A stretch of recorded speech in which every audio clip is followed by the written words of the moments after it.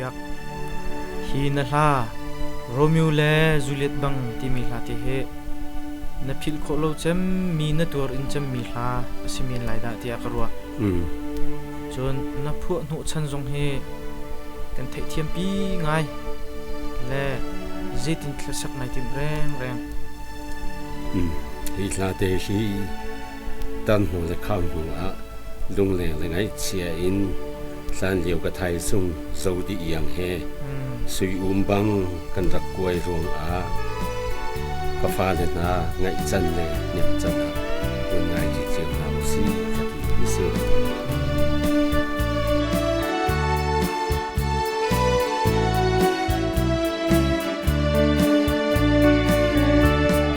moni le tha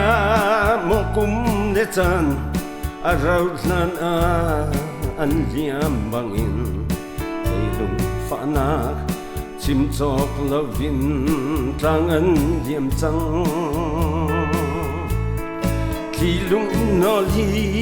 ka zuam hin lo kum le khwa zong mi a re lo lung dai te in kai nuam chang lai leng che par tha ko pa than lai thei chang se lo ka thai sung ni zai ruang a me arak di lai cây lung fa na chim chok lo vin tang an liam chang cây bang nun tha minun em hi bu le a na tong ma mo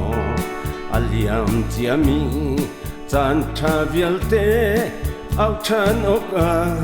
a har chang e C D E F G A B C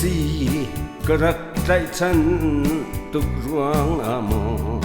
nang ni A B C D E F di lung thin in narak ka zau khi mit sir in tang chop lei sen ri do nak chu nang ni ram ding di an rel nai chua swal le na pal chang e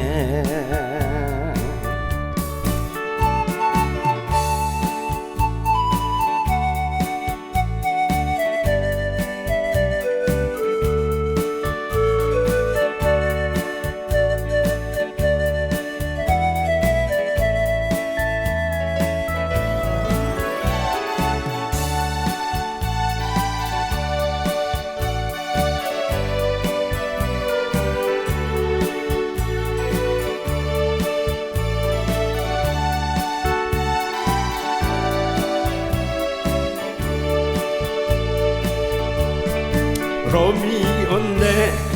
Juliet bang in thi ngam in kan rak leng tri ton atu zai bang ti o thalo zau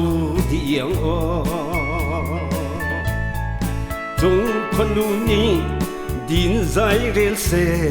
chan tha vial te an liam bang in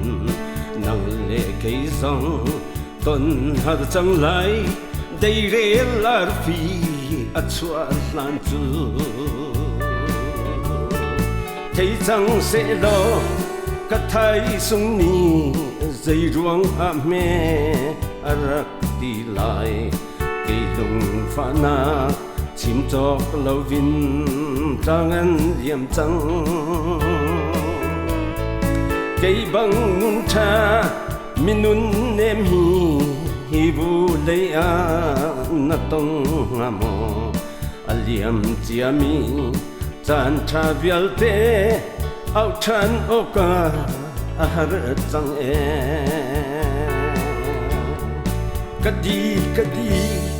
kadi mang tha kan shin than hyang